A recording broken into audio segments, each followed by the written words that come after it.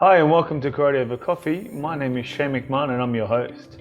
This is a podcast dedicated to my experiences in karate. I started karate as soon as I could walk. My parents owned a full-time dojo, so I literally grew up in the dojo as our house was on top.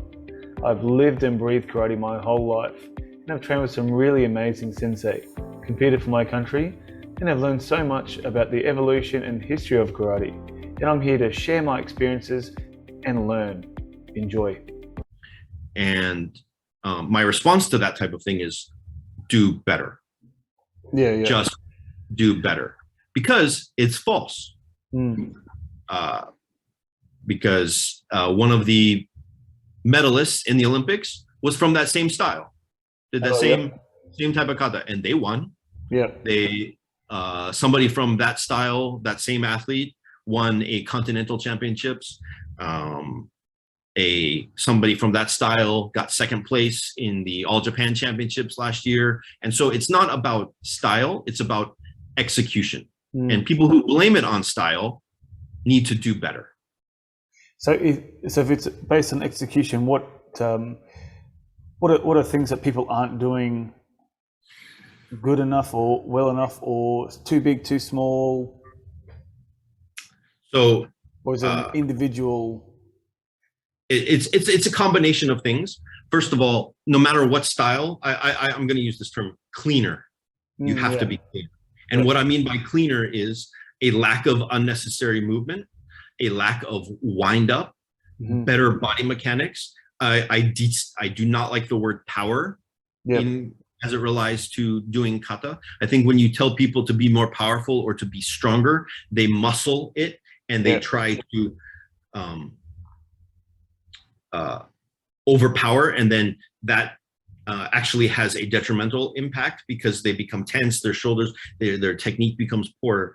So, but they have to be, I talk to people about being faster, relaxing more, and tightening in the right spot.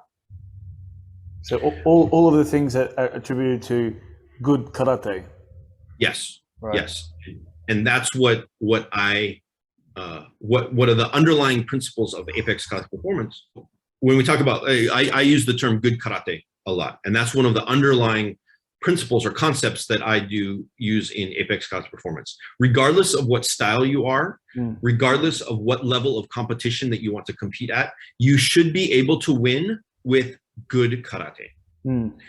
No, like we talked about, no unnecessary stomping, no unnecessary gi slapping, no over-exaggerated scream for a kiai. That was one of the big things that changed, right? No one of the squinty looks. I'm saving part of that for another future podcast myself. But so you're keeping all the good stuff for your podcast. I'm holding, exactly. But that's one of the concept, one of those things that if you want to be better, do all of those things better. Punch faster, relax better, have better proper body mechanics. It doesn't matter what style you are or what kata that you do. I firmly believe that, because here's the thing, everybody does, you look at recent, over the past year or whatever, everybody does Papuden, everybody does Anandai, everybody does Ohandai, everybody does Supadenpei, everybody does Chatanyara. Why? Because those are the kata that, when people win, those are the kata that they're doing. It's not that the kata themselves are what is making the person win. And that's where I wish we would go back to, people would be adventurous, be brave, do different kata, just do them better. Kata like Nipai Po. Right, exactly. Antonio Diaz did Nipai Po in the first round of the Olympics. Nobody, exactly. Man, it's not the kata. Diaz, I would fanboy all over him if I ever met him. He's like, whenever I look at kata, he's the one I look at to compare it to. And I know he's a little bit old. He's a little bit older and a bit slower, but I always enjoyed how clean and neat his kata looked. And so and he was a great competitor. Right. And so great kata, great technique. And so that's where it becomes less about the competitor, I'm sorry, the kata, and more about the execution of the kata. So when people ask me these things, it really is as simply as do better, be faster, be sharper, be crisper. That comes down to, like you said, good karate, relaxing, knowing when to relax, knowing how to relax. I just watched the European under 21 championships is going on right now, and Enes from Turkey got first place in the under 21. And I watched his unsu just a few minutes ago. One of my athletes sent me the video, and I actually think that his kata might be better than Ali, who got bronze in the Olympics. And so I'm looking at it like, I think his kata is better. It's cleaner. So, those are the type of things. Now, the study of how to do all of those things, well, I'll send you my PayPal and we can talk about those separately. Well, on that, how do people generally find you? Is it athletes that contact you, or is it their sensei, or is it a combination of those, or do you go seeking out particular athletes? Or? All of the above have happened in certain circumstances. So I described how Apex got started. I was actually at the dojo that I was going to when I lived back in the United States for a short period of time. The one of the students there, when he found out that I had been on the national team and whatnot, had asked me to kind of help start coaching him. And so we had kind of a couple of us had like a Sunday morning training class, and it was like just going over some competition stuff. We had a Sunday morning, like an informal, just competition training class. There were 2, sometimes 3 of us.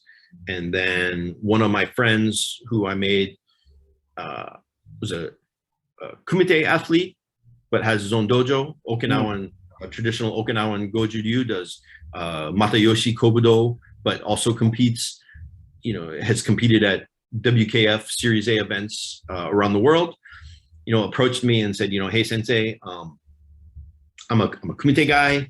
I'm not a kata competitor, but I have these students who want to compete and try to become on the U.S. national team. Can you help them? Well, that was kind of where, like, maybe we can turn this into something. And that was kind of the nucleus of what ultimately became Apex Kata Performance. And then I've had people reach out to me on social media, contact me and say, hey, I'm here and I don't have a coach or a sensei. Can you help me? And so, I have an athlete that I've been working with today. She couldn't make it today. But over the last several weeks and since last year, we've been working together. And then she got second place in the China National Championships earlier this year, or I guess it was last year now, at the end of last year. And then another student who sensei had passed away, dojo had closed, and I think started following me on Instagram or something like that, or liked one of my images. And then I looked at, like, who is this person, or what are they at? And I saw that we were from the same area. And then I started looking through theirs, and they actually had a post to where they were looking for, like, does anybody know anybody who's a coach or a sensei around in this area? And so I reached out and I said, hey, I'm here. We're in the same area. Maybe we can work together. And then we had a training session, and they liked what I had to say, what I had to offer, and then that person ended up becoming my personal student. So it's been and then recently I had a friend of mine reach out to me that a friend of theirs had reached out to them and said, hey, Michael, we would like to, maybe could we train with Michael? We don't know him and we don't feel comfortable reaching out to him, but could you ask for us if we could set up a training session? And then we did that. And so it's all of the above, and So how does the training, do they send videos, or do you do live, or how does it work? So sometimes also a combination of all of that. Before it's always best if we have the ability to train in person, obviously. Yeah. Because some of the things that I talk about can be, as you probably guessed, can be very different than what you've heard before, or what they've been instructed in before, from how they move their feet to how they move their hips to how they, talking about engaging the back muscles, or how you engage your lats and how you punch and things like that are probably going to be very different. How you stand, your body positioning and center, how you control your center of balance and things like that might be very different than things that they'd heard before. And so the ability to train in person is ideal. Yeah. Given today's current situation, that's not always possible. So, or where they're located geographically. So what I will do first is I would ask them to send me some videos of themselves from a variety of different angles. And so I can just have a basic understanding of how they move to begin with, what level they're at, or how they move physically, how they move their feet, how they move their hands. And then we will do, FaceTime or a Zoom call, and then we'll go from there. Yeah. If they are, depending on what kata they do or what style they are, I may be more, like for example, I have a Shito-Ryu background also. So if somebody comes to me and says they're Shito, then I know what Shito is supposed to look like. Then I will say, no, that is stylistically, that is incorrect. If you're doing Shito-Ryu and your hips are forward, if you're in Neko Ashitachi and your hips are completely forward and your chest is forward and you're doing Shitoke, that is wrong. Yeah. Right. So I will make that type of technical correction, that is not the way it's supposed to be done, for example. Or you lost your balance there because you were, your body rocked back onto your heels, and then you didn't have good balance, or you didn't have. So the things that I will look at are slightly different, or I will adjust them based on what style they're doing. So as I speak in general concepts, not about what stylistic, I guess. So it's about concepts versus the style. And so, go ahead. Have you had any negative feedback from? I mean, not all sensei are open to different ideas and feedback on how to move. Have you had any negative views on that, or you already? I would assume you'd have a pretty good relationship with that sensei already. So if this is where if that sensei is coming to me, then what I also say is, this is what, when you're in the dojo and you're doing what we would call curriculum, your dojo curriculum, then do it however your sensei says that you're supposed to do it. Yeah. If we're talking about your competition aspects, because for example, I'll give you an example. You could say, let's use Okinawan Goju-Ryu. You could have 4 Okinawan Goju-Ryu practitioners from different groups, and they all do things differently. Yeah. So when somebody comes to me with a Goju-Ryu Kata, my standard default is, how does JKF Goju Kai do it? If we're talking about competition. And so I don't care what you do in the dojo, but if you're going to do Supa-Rinpei or Kururumpa in competition, USNKF, WKF sponsored competition, I would suggest that you do it this way. This is how I am going to show you how to do it. Because that's kind of the standard, right? That's what you see. And if you want to do well, and so this is where I kind of also differentiate karate and sport from, or martial art and sport. Sport has rules, like Ken Nishimura. Yep. Tried to run out of bounds to use the rules in his -75 bout, and he got caught with a high kick with like 0.1 second left. Yeah. And he lost. And so there was a commentator who, in Japanese, who was like, no, I've watched the video and he wasn't trying to run away. He was like cutting the distance. And I was like, no, he was running away. Yeah, definitely. Because that's the rules. And the rules allowed him to do that. And yet he was 1-0, and he would have won if the guy's kick had been just a little bit slower, or he had gotten out of bounds just a little bit faster. But that's the rules, right? So when you compete, then this is how you're going to do it. So, and I can separate competition from like traditional, if you will. Yeah, yeah. A lot of people have that difficulty, and so Yes. when we're doing, for example, Goju-Ryu, Suba-Rinpei, or Kuru-Rumpa, this is how you should do it, because this is what will win. The goal of doing competition is to win, right? So nobody went to the Olympics with the idea that, man, I don't care about that gold medal. I'm just so happy to be here. Well, no. I think if you did, but anyway, yeah. Generally speaking, no, okay, yeah, that's right. Let's set karate aside for a minute. Nobody competing in the 100-meter, the men's or the women's 100-meter dash, 100-meter sprint dash is thinking, you know what? I'm just here to run. Yeah. No, they're in it to win it. Sure. Yeah. Definitely. So, that's where. So that's kind of what I will do when they come to me is, if you want to compete, this is how you should do it. How do you vet the athletes? How do you pick and choose who you want to work with? Have you said no to people? And I haven't really had to do that to do that yet. Great, because I'm feeling like a comeback. You never know, man. Hey, Masters division, right? The experience division. Bro, I'm still in my 30s. Oh, dang. I'm a couple of days away from turning 40, but anyway. There you go. I just look old. Thanks, mate. Thanks for pointing that out.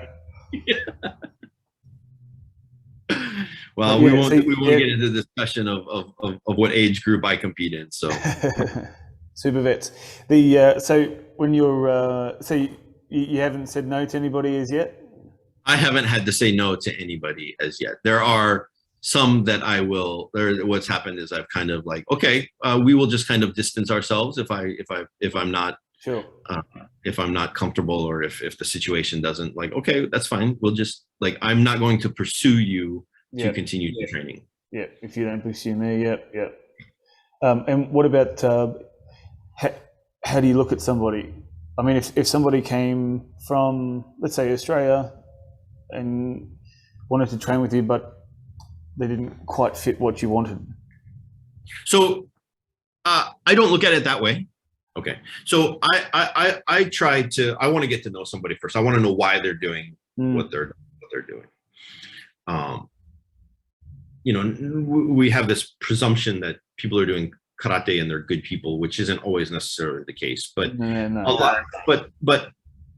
lot of, the vast majority of karate people are good people. And so when I look at why are they doing, what is their goals, I kind of look at Apex as, how can I help them achieve their goals at whatever level that is. If I have some skill, and so, like, even my videos on my YouTube channel, I put out stuff that should be applicable to any karate practitioner, regardless of whether they do competition or practical bunkai or just regular dojo. They just want to go to the dojo. Everything that I put out should be applicable to you to help you improve your karate, no matter what it is. One video, one of my seems to be one of the popular videos is just my Maigeri video. Yeah, like, I don't know if you know, but I adapted how I teach Maigeri. Awesome. And so did my sensei in Japan, who's 88. Wow! Thank you very much. He either copied me, or because I put a video on it, or he copied you, or he's been doing it for so long. So either way, it's the same as an 88-year-old. Well, I mean, I don't. The way that he kicks is not the way that he teaches it. Yeah. The way he teaches it. Okay. Yeah. Perfect. Well, that's awesome, man. Thank you very much for saying that. And so, and another one is how to train kata at home.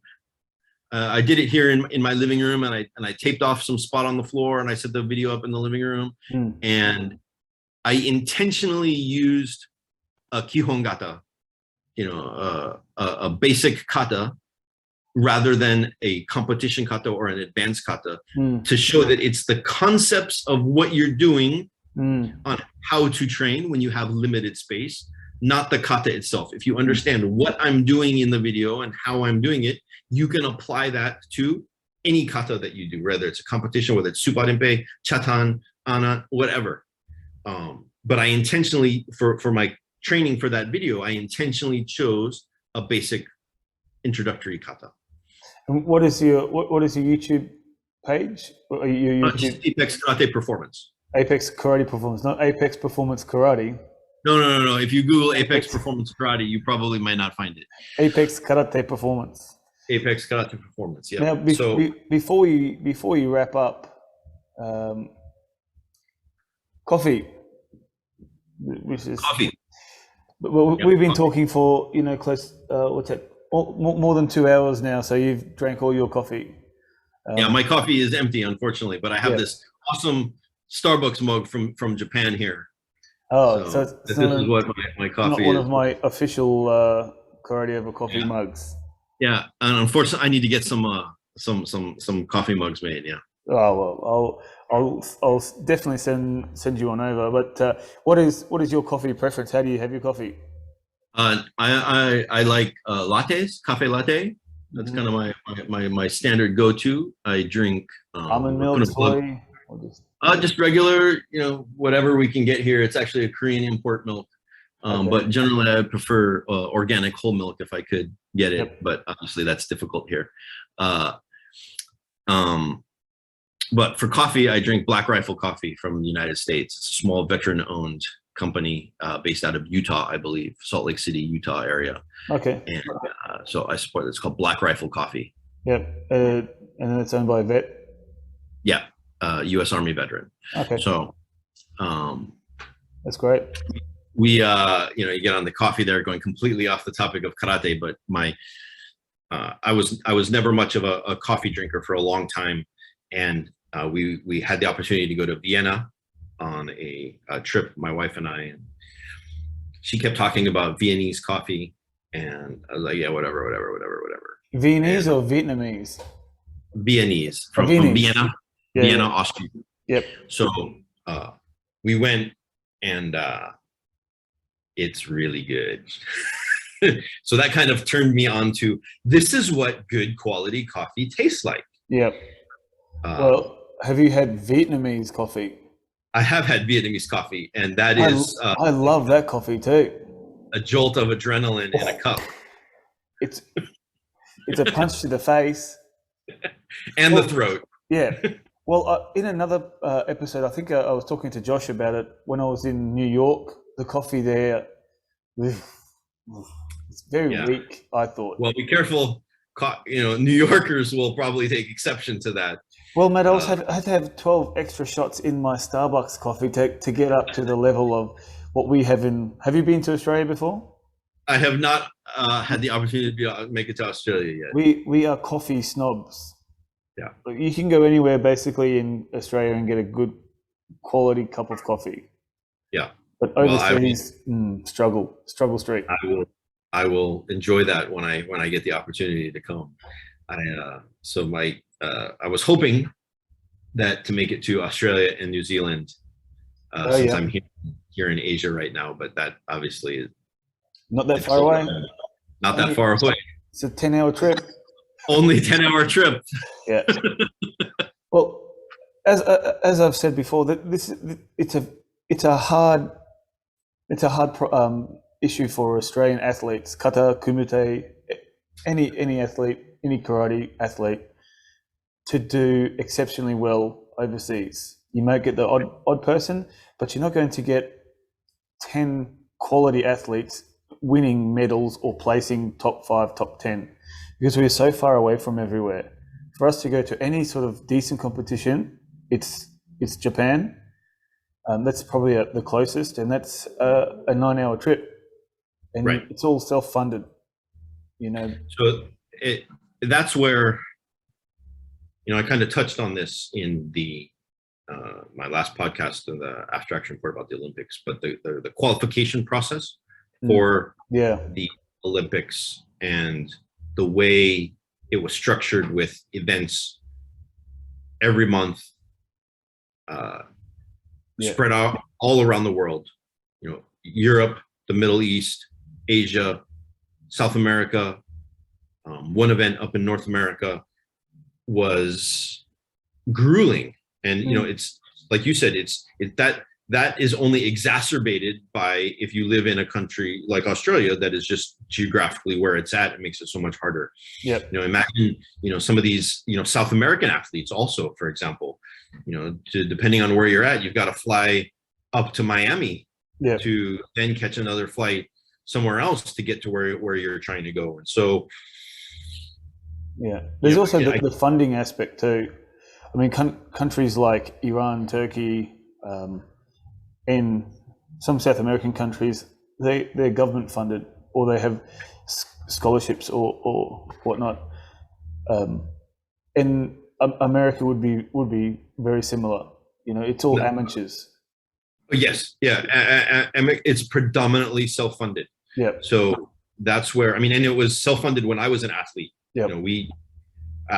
I actually had to borrow the money to compete internationally from my girlfriend, who now my wife. But at first I wasn't working yet after I graduated college, and so I had to actually borrow money from her because I was training so much that I couldn't really work until I got it all, until I eventually I ended up getting a job and then kind of doing that and making that adjustment. But when I first started competing internationally, I was like, I'm training 5-6 hours a day. And I have to sleep sometime so that I'm able to train that time. And then that doesn't leave a pay for the training. And I'm like, I don't know how this is going to work. And so and yes, countries like Iran, Azerbaijan, I think Kazakhstan, some of those countries, the Ukraine maybe, where the government pays for it. But for example, I assume Australia is very similar. The United States, the U.S. Olympic Committee, the NKF, they don't get government funding. Same. And so the burden lies predominantly on the athlete, and that's one of the topics that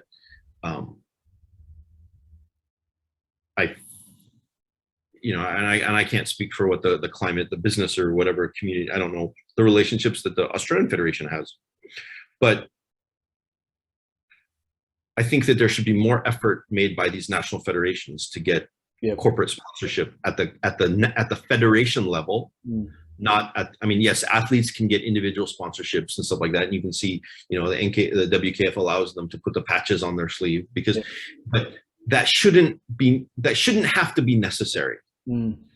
That you have to get sponsors at the individual level. I think that, and in karate makes it even harder. If you're a track and field athlete and you get sponsored by Nike or Adidas or Reebok, then that's great. They cover all of that and they can do that. But nobody, you're sponsored by Adidas for karate or whatever. That's great. They gave you some pads and a gi, in a hoagie, right? That and maybe a little bit of money, but they're not funding you and giving you a stipend so that you can live on that. So I know at least in the U.S. Because when karate became an official Olympic sport and they went through the qualifying process, a little bit more money came out of the U.S. Olympic Committee down to the federation for a number of athletes that looked like they were going to be able to qualify. But that was the exception rather than the rule. And so I would look at ways, if I was the HMFIC, if I was in charge, I would try and figure out ways that at the federation level to get more sponsorship to be able to take that financial burden off of the athletes so that they can train. Especially for you guys. Well, now you've got Zoom, you've got videos, YouTube Sensei, but you've also got Apex Karate Performance as a way for you to improve your own karate. That's right. Apex Karate Performance. That's it, man. You're evolving. The traditionalists won't like it, but anyway, that's how we roll. But I am a traditionalist. I know, and that's what makes it so interesting. Like if anybody turned around and said, "Oh, he's a kata, he just teaches WKF kata." Well, hold on a second. Like I also have a few other strings in my bow, right? That's right. And yeah, that's why I wanted you on my podcast. Well, I appreciate that. Thank you very much. It was great time. I've been listening to your podcast. I listened to what you were talking about kata the other day, and interviewing with that one was a bit controversial. Yeah, but you know what? I mean, that's fine. Well, look, kata is whatever you want kata to be, whether it's a competition, whether it's for clinging onto some sort of culture, or if it's self-improvement, self-development, or for that occasion that may or may not ever happen, that somebody tries to hurt you. So that's the way I look at the kata. And for me, my competition days are over. They were very short too, very short. But my competition days that afternoon was short, but that afternoon was a long afternoon. It was the best bow I've ever done. But so my view on kata is different, but I still appreciate and I still teach competition style kata because I love that aspect of it. But after having this chat, I might have to change how I teach kata. So I look at it even a little bit broader. I look at it as karate in general. This is what was one of the big frustrations for me. Not the Olympics, but in the social media hubbub that happened during the Olympics, is how, I mean, it got to the point to where I saw one thread on Facebook that was like name calling almost. Yeah. And so I read this article recently to where somebody actually broke it down, and they were like, all of that is people saying that what you're doing is different than what I'm doing, but mine is better because I think it's better. That's exactly right. And that is the internet. And that's exactly. And so I look at it as karate, because if you look at karate right now, what is karate? You have Okinawan karate, you have Japanese karate, you have full contact karate, right? Kyokushin style and all its myriad branches that it's broken off of. You have what people term practical karate or practical bunkai or applied karate. And like that's a topic for a whole nother conversation, but that drives me nuts. Yep. Because the pause is not like that's a pause. We're still here. Yeah, I'm still here. Sorry, that was like a mental freeze here. But all of that, like that drives me nuts. It's like there's no such thing as applied karate or practical karate. Yeah, it is or isn't. Teach what you want. Teach what you want. Teach how you want. If you want to teach full contact, more power to you, bro. There is a place for you to go do that. I am not going to do that, but that's great if you want to do it. Like I described, I practice Okinawa Kobujutsu. I do Yamane-ryu. I do Shima-Ha Shorin-Ryu. I teach people, or I coach people to teach. I don't say that I teach WKF Kata. I don't like that terminology. Yep. I coach people to compete in WKF style events. I also teach practical, or again, I did it myself, right? Yeah. Just now, I teach self-defense related techniques to my high school age daughter who's going to be college soon and needs to have some basic level of skills in case the worst case scenario she ever has to defend herself. So we don't do any competition style, WKF style sparring or any competition. I haven't, she doesn't do any of that bouncing up and down, doing whatever. That's fine. That has its place. Not there's anything wrong with it. Not that there's anything wrong with it. It's like a Seinfeld episode. Yeah. Right? But I am not going to show her that because there's no need to show her that. Yeah. She doesn't want to do it. She has no desire to do it. And it doesn't serve a purpose for her at this point in her training. Mm. She needs to learn these other skills. How to transition from standing to blocking, dropping, doing a throat grab, why you step a certain way when you're doing the grab or when you're pushing the jaw a certain way, why you need to be careful where you put your knee because of how the person's going to land. Are you stepping on their foot? Are you allowing them to do a break fall, or are you stopping them to do a break fall to increase the damage when you bounce their head off the ground? Working with my daughter, and I'm teaching her these things, and we're going over these concepts of how you apply all of these techniques depending on what you're trying to accomplish. And that's perfectly valid. I had one of my students on Thursday who had watched the Olympics, who's 13, I believe, come in, and he's like, trying to bounce and doing, he's like, and sensei, why are they bouncing when they're doing this? And I explained trying to close the distance, or to hide your movement in the distance, or to be able to hide how you initiate a technique and to deceive the opponent. And so, maybe that's something that he will want to do. And so as long as you're being honest about what it is you're doing, then you can do whatever you want as far as karate, but just be honest about it. Don't say that you're teaching bunkai or that you're teaching self-defense and then go teach a WKF competition class, or do all of that. Tuesdays and Thursdays, we're doing self-defense. But I think for that, I don't think everybody understands what self-defense is and what self-defense isn't. Self-defense to me may be different to self-defense for a JKA type kata or JKA type club who do the ippon kumite.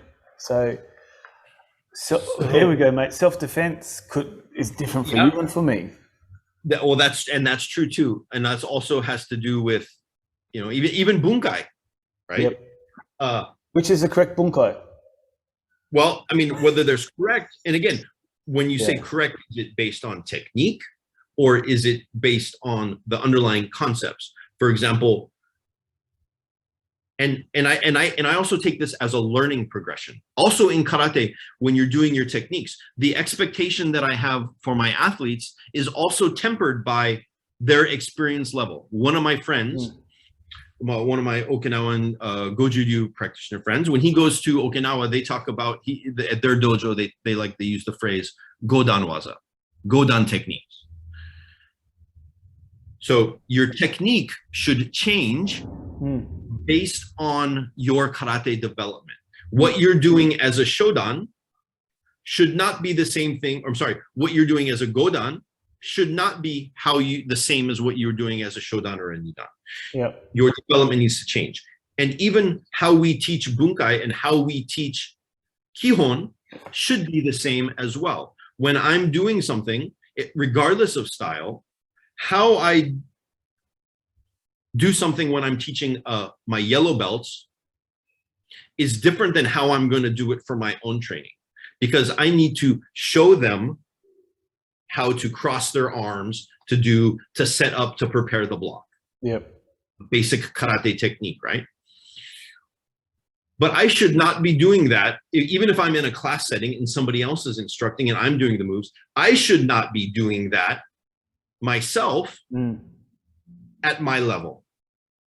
I would expect somebody at the Godan or Rokudan level to be able to move from one technique to the other without having to cross their arms like they did when they were a white belt.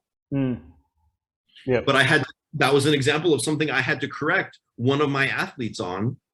Why are you? Because she teaches a lot of beginners. She's teaching at a dojo, and she's teaching, and that has influenced how she is doing her kata. Why are you doing that move? You're creating an extra move that's unnecessary, where if you just move more efficiently, you cut that out, and then the move is faster. We talked about cleaner, right? By moving faster, by moving more efficiently. And so that's the transition. The same thing applies in bunkai. There are people who, when I've been shown, when other people have shown me the bunkai, it's like this basic, almost like one-step sparring, like I'm going to do this block, and then I'm going to do a gyakuzuki, or I'm going to step in and punch for a chokuzuki or an oizuki, and then it stops, right? We're going to do 1, 2, 3, almost like a 3-step sparring sequence. And that's not real bunkai. But you have to start somewhere. But there also has to be the transition to the next thing. How do I move past that? But a lot of organizations or a lot of people get stuck at that beginner stage and it never goes past that. There's never the next part, or it's not institutional, or it's not, or they just leave it up to the individual. And then based on that person's skill level, they may or may not ever get to that. And then if they only know this very beginning part, then that's the only thing that they can teach. Yeah, and I talk about, if you're doing karate for 30 years, you should be doing karate for 30 years, not repeating that 1 year of training 30 times. Correct. You're absolutely correct. I agree 100%. Like my karate has evolved since I stopped, and since my dad retired. Just like we were talking earlier about the development and change of karate. My karate has even changed since I started doing podcasts, learning more and more and understanding more about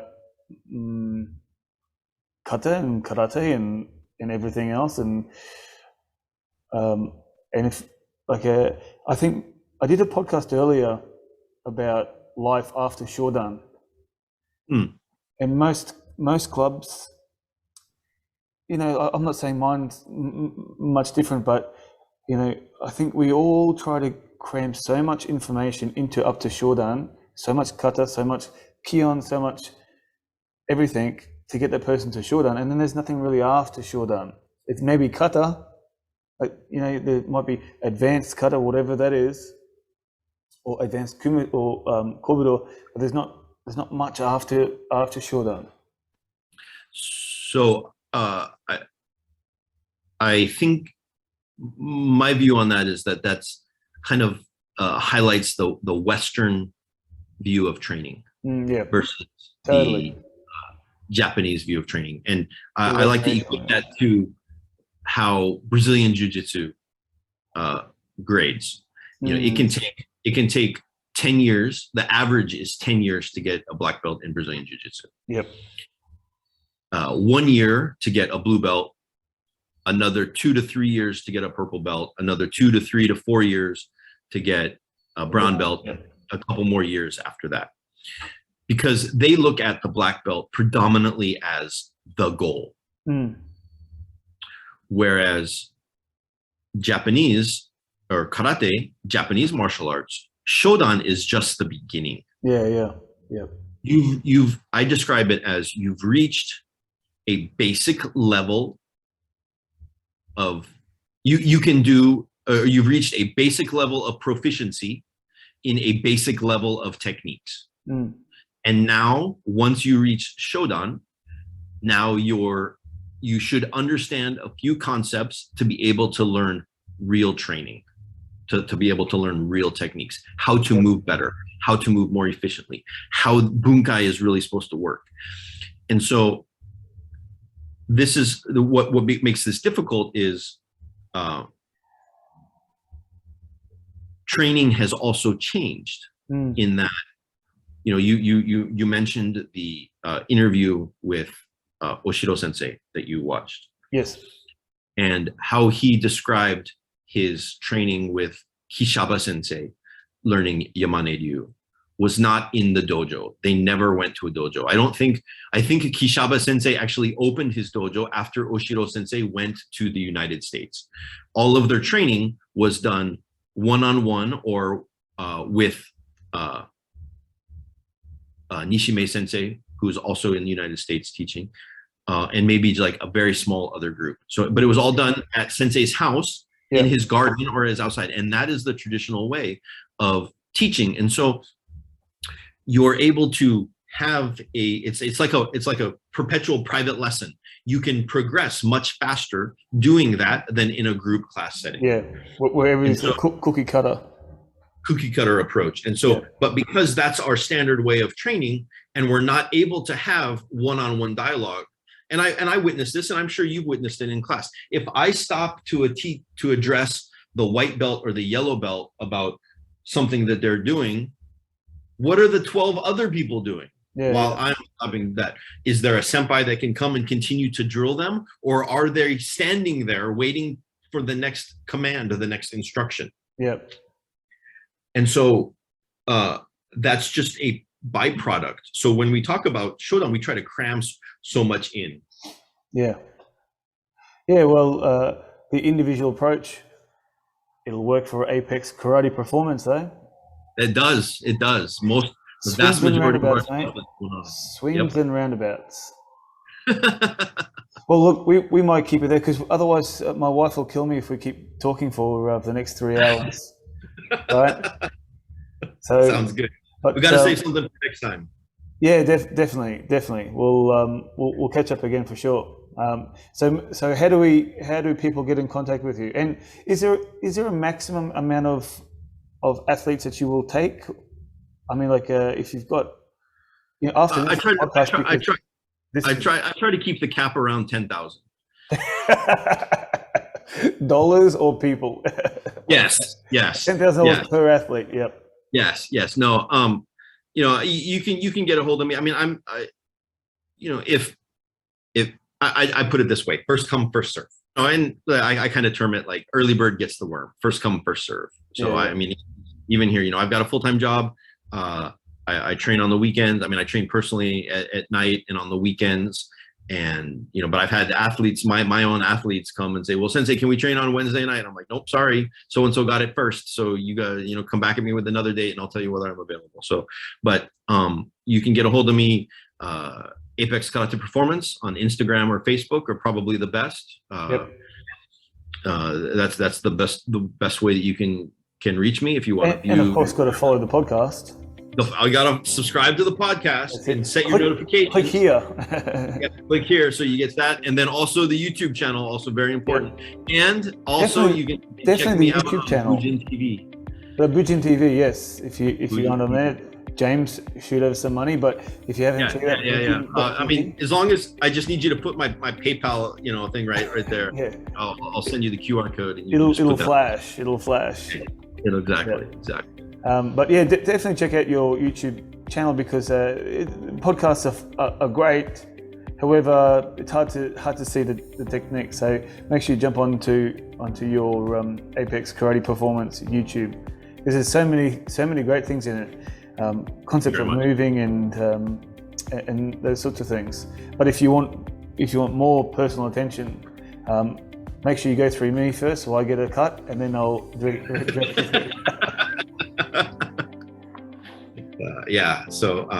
But I appreciate you having me on the podcast. It was great chatting, great talking about this and things like that. And I'm looking forward to the next time. Yeah, cool. All right. Thanks, mate. All right. Take care. Be safe. Cheers. Thank you for listening to Karate Over Coffee. And if you're enjoying the podcast and getting something out of the episodes, there are a few things you can do to help us. If you don't already subscribe to us on YouTube, please do so. We release these episodes every Friday morning, Australian time. Plus, we release some smaller espresso shots during the week on both our YouTube channel and our Facebook community group. You can also subscribe to us on our Apple or Spotify. Leaving a 5-star review will be very beneficial as well. If you have any suggestions or topics or feedback or anything that you want to talk about, please put it in our comment section on our Karate Over Coffee community Facebook group. If you'd like to support us, please visit our online shop where we have official Karate Over Coffee shirts, hoodies and mugs available. Your continued support is appreciated and a vital way for the podcast to keep moving forward. Thanks, guys.